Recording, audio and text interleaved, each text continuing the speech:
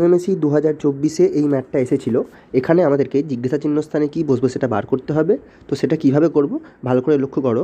আমরা দেখব এই কেন্দ্রের সংখ্যাটির সাথে বাইরের সংখ্যাগুলি কীভাবে সম্পর্কিত, সেই সম্পর্কটা বের করতে পারলে জিজ্ঞাসা চিহ্ন স্থানে কী বসবে সেটা আমরা বের করে নিতে পারবো।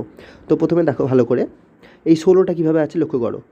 16টা আছে, 16-র আগে যে ঘরে 3 আছে সেটার সাথে সম্পর্কিত। তাহলে 3 আর কেন্দ্রের সংখ্যা 5 আমরা যদি গুণ করি, 3 5 15 যোগ 1 করলে পাবো 16।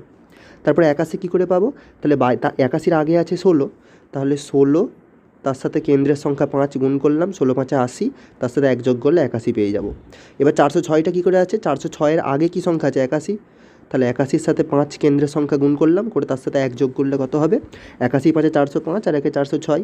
তাহলে জিজ্ঞাসা চিহ্ন স্থানে কী বসবে, জিজ্ঞাসা চিহ্ন স্থানের আগে কী আছে 406, তাহলে 406-এর সাথে 5 গুণ করব, করে 1 যোগ করব, করলে হবে দেখো 2031, যেটা আছে অপশান এতে, এটাই কারেক্ট অ্যান্সার।